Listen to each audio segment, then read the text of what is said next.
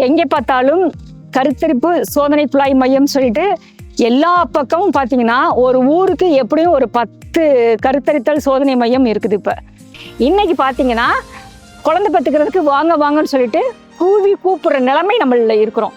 நிறைய குழந்தைங்கள் பார்த்தீங்கன்னா கல்யாணம் ஆகிட்டு 1 வருஷத்துல 2 வருஷத்துல அவங்களுக்குள்ள ஒரு பிரிவினை ஏற்படுது. மன மகிழ்ச்சி கிடையாது, சந்தோஷம் கிடையாது, குழந்தை கிடையாது. இதனாலே நிறைய குடும்பங்கள் வந்து பாதிக்கப்பட்டிருக்காங்க. ஏன்னு கேட்டிங்கன்னா நம்மளுடைய பழக்க வழக்கம் என்ன அப்படின்னு கேட்டால், நைட்டு 12 மணி வரை இப்படி செல்லை பார்த்துக்கிட்டே உட்காந்துட்டு இருக்குது. அப்போ நம்மளுடைய உயிரணுக்கள்லாம் அந்த ஹீட்டில் வந்து அழியுமா அழியாதா சொல்லுங்க பார்ப்போம். ஒரு வெப்பம் வருது, அந்த வெப்பத்தில் போய் நம்ம பக்கத்தில் நின்னோம்னா நம்மளை அறியாமல் நம்மளுடைய ஸ்கின்ஸ் எல்லாமே டேர்ன் ஆகிடுது, கருப்பாயிடுது. அப்போ இந்த நம்ம வெப்பம் இந்த உடம்புக்குள்ள போணுச்சு அப்படி சொன்னால் கண்டிப்பாக உள்ள உயிர் ஆற்றலும் சரி, உயிர் அணுக்களும் சரி அந்த வெப்பத்துக்கு கருகத்தான் செய்யுமே ஒழிஞ்சு அது வந்து புதுப்பிச்சுக்காது. நல்ல ஒரு கருவோ அல்லது நல்ல ஒரு உயிரணுக்களோ அங்கே வளர்றதுக்கான வாய்ப்பு நம்ம கொடுக்கல. இது மெயின் ரீசன். இது தயவு செய்து எல்லாரும் நோட் பண்ணிக்கிறீங்க. நிறைய பேர் என்னை சத்தம் போடுறீங்க, எதுக்கு செல்லை பார்க்கக்கூடாதுன்னு சொல்கிறீங்க, செல்லை பார்க்கக்கூடாதுன்னு சொல்கிறீங்க, இந்த செல்லை பார்க்கறதுனால தான் நீங்கள் சொல்கிறதெல்லாம் எங்களுக்கு தெரியுது அப்படின்னு சொல்கிறீங்க.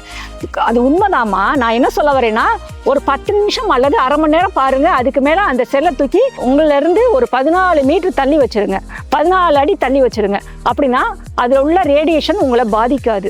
இதில் மெயின் காரணம் இதுதான். மெயின் காரணம் ஒன்று ஃபோன் ரேடியேஷன் நம்மளை வந்து தாக்குது, இன்னொன்று தூக்கமின்மை. யாருக்கெல்லாம் தூக்கம் இல்லையோ உங்கள் உடல் உங்களை தன்னைத்தானே புதுப்பிச்சுக்காதுங்க. அப்போ கண்டிப்பாக நம்மளுக்கு வந்து குழந்தை பிறக்கிறதுக்கான வாய்ப்புகளும் கம்மியாகும். இன்னும் ஒரு சில குழந்தைகள் என்ன பண்ணுறாங்கன்னா, டைட்டான உடைகளை அணிஞ்சுக்கிறாங்க, ஜீன்ஸ் பேண்ட் போட்டுக்கிறாங்க. நம்மளுக்கு வந்து ஜீன்ஸ் பேண்ட்ன்றது வந்து ஒரு வெதருக்கு, குளிர் நிலையில் உள்ளவங்களுக்கு வெப்பத்தை கொடுக்கக்கூடிய ஒரு உடை. ஆனால் நம்ம இது எப்படின்னா வெப்பமண்டலம் நம்ம இது. அப்போ இந்த வெப்பமண்டலத்தில் வெப்பத்தை போட்டு தெரிஞ்சோம்னா கண்டிப்பாக அங்கே உங்களுடைய விதைப்பையிலேருந்து நம்மளுடைய கருமுட்டையிலேருந்து அத்தனையும் கருகிறதுக்கான வாய்ப்புகளை நம்மளே வழிவகுக்கிறோம். அதுபோல் கால் மேலே கால் போட்டு உட்காருது, இது எல்லாமே பார்த்தீங்கன்னா இடகலை பின்களை சுழுமுனைன்னு சொல்லிட்டு நம்மளுடைய நாடிகளோட கன்ஃபியூஷனுக்கு நம்ம வந்து இப்படி கால் மேலே கால் போட்டு உட்காந்தோம்னா அது கன்ஃபியூஷன் ஆகி நம்மளுடைய ஹார்மோன்ஸ்லாம் ஒழுங்காக சுரக்காது. இந்த மாதிரி நிறைய காரணங்கள் சொல்லிக்கிட்டே போகலாம். ஆனாலும் நம்மளால் ஃபாலோ பண்ண முடிஞ்சது இந்த செல்லை கொஞ்ச நேரம் நைட்டு இரவு தூங்க போகிறதுக்கு முன்னாடி செல் பார்க்காம அமைதியை படுத்துட்டீங்க அப்படி சொன்னால் கண்டிப்பாக நம்மளுக்கு வந்து கரு வளரும், நம்மளுடைய கர்ப்பப்பையும் நல்லா ஸ்ட்ராங்காக இருக்கும். நிறைய பேருக்கு பார்த்தீங்கன்னா எண்டோமெட்ரியல் வால் திக்னஸ்னாலையும் நம்மளுக்கு வந்து குழந்தை பிறப்பு வந்து தள்ளி போகுது. ஃபாலோபியன் டியூப்பில் அடைப்பு இருந்தாலும் நம்மளுக்கு குழந்தையின்மை வந்து நம்மளுக்கு வருது. அதே மாதிரி கரு முட்டைகள் வந்து சினைப்பையிலேருந்து எக்கு ஓவலேஷன் ஆகி வெளியில் வர்ற அந்த தருணத்தில் வந்து ஓவலேஷன் ஆகாமலோ அந்த ரப்ஷர் ஒழுங்காக நடக்காமலோ இருந்தாலும் நம்மளுக்கு குழந்தை பேரின்மை கொஞ்சம் தள்ளி போகுது. இப்படியெல்லாம் சில காரணங்கள் இருக்குது. நல்ல உணவு முறைகளை எடுத்து நீங்கள் நல்லா தலை குளித்து நல்ல ஒரு ஆரோக்கியமான வாழ்க்கையை பின்பற்றினீங்கன்னா கண்டிப்பாக நம்மளுக்கு யாராக இருந்தாலும் நம்மளுக்கு வந்து குழந்தையின்மைன்ற ஒரு இதே வராதுங்க. அதுபோல் இங்கே வர்றவங்களுக்கு எல்லாத்துக்குமே பார்த்தீங்கன்னா குழந்தையின்மைன்னு வர்றவங்க இந்த கருங்காலி மரத்தில் 1 மணி நேரம் உட்காந்துட்டு, நான் ஒரு சிலருக்குலாம் ட்ரீட்மெண்ட்டே கொடுக்கலங்க, போய் ஒரு 10 நாள்லேயே நான் கன்சீவ் ஆகிட்டேன்னு எனக்கு வந்து ஃபோன் வருது. அப்போ இந்த கருங்காலி மரத்துக்கு அடியில் உட்காந்துருந்தாலும் இந்த கருங்காலி மரம் வந்து மெயினாக பார்த்தீங்கன்னா நம்மளுடைய உஷ்ணத்தை தடுக்குதுங்க. அதனால தான் நாங்கள் எல்லாரையுமே வந்து கருங்காலி மரத்துக்கு அடியில் உட்காருங்கன்னு சொல்கிறது. அந்த காலத்தில் பார்த்தீங்கன்னா மரப்பாச்சி பொம்மை வந்து கருங்காலியில் தான் செஞ்சு குழந்தைங்களுக்கு கொடுத்தாங்க விளையாடும் போது. அந்த குழந்தைங்களுக்கு எந்த உஷ்ணம் சார்ந்து எந்த ஆரோக்கிய தேவையும் அப்போல்லாம் ஏற்படலை. ஆனால் இன்றைக்கி பார்த்தீங்கன்னா எந்த குழந்தையுமே பிறந்த குழந்தைங்க உங்கள் கண்ணில் கொண்டு வந்து காட்டுறதே கிடையாது. இன்குபேட்டரில் 10 நாளோ 15 நாளோ வச்சுருந்து அதுக்கப்புறம் தான் உங்கள்கிட்ட கொண்டு வந்து கொடுக்கவே செய்கிறாங்க. அப்போ அந்த குழந்தை எப்படி வீரியமாக இருக்கும், வீரியமான விதையை அதை எப்படி பெற்று போடும் சொல்லுங்க பார்ப்போம். அப்போ இதெல்லாம் இருக்குது. இதெல்லாம் நம்ம யோசிக்கிறதும் கிடையாது. நம்ம இந்த கால சூழ்நிலையில் நம்ம ஓடுற ஓட்டத்தில் இதெல்லாம் நினைக்கிறதும் கிடையாது. தயவுசெய்து நினைங்க.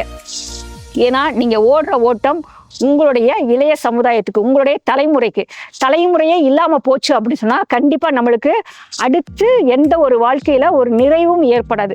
அப்படிப்பட்ட ஒரு சூழ்நிலையில் நீங்களே உங்களுக்கு வந்து கல்யாணம் ஆயிடுச்சா, உங்களுக்கு குழந்தை இல்லையா, ஒரு சின்ன தடவு முறைகள் இருக்குங்க வயிற்றுல. இந்த வயிறு தொப்புள் இந்த இடத்துல இருக்குது அப்படின்னு சொன்னால் இந்த தொப்புளுக்கு பக்கத்தில் உங்களுடைய கட்டை விரலை வச்சுக்கிறங்க. லைட்டாக மேலேருந்து கீழே அப்படி ஒரு லைட்டாக அப்படி ஒரு ஆயிலை வச்சு லைட்டாக அப்படி சொல்லுங்க. அதே மாதிரி இந்த சைடில் வச்சு இந்த பக்கம்,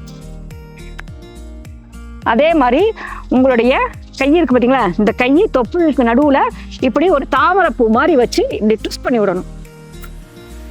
அதே மாதிரி உங்களுடைய இந்த அத்தி சுருக்கின்னு சொல்லுவோம், இங்கேருந்து கீழே கொண்டு வந்து இந்த இடத்துல கொண்டாந்து நம்மளுடைய அடி வயிற்றுல கொண்டாந்து இப்படி லைட்டாக அப்படி தடவு முறைகள். அதே மாதிரி இந்த சைடும் இது வந்து சாலோபியன் டியூப் ஆகட்டும், அதுபோல் உங்களுடைய கருமுட்டைகள் ஓவலேஷன் ஆகி உள்ளுக்குள்ளே வர்றதுக்கான வாய்ப்புகளை அது வந்து உண்டு பண்ணி கொடுக்கும். இந்த மாதிரி சின்ன சின்ன ரெமடிகளை வீட்டில் பண்ணி பாருங்கள். முடியலையா வாங்க, கண்டிப்பாக நம்ம ஆரோக்கியமான குழந்தைய நம்ம பெறலாம். எல்லோரும் ஆரோக்கியமாக இருப்போம். ஆரோக்கியம், மகிழ்ச்சி, நிம்மதி அனைவருக்கும் கிடைக்கட்டும். நன்றி.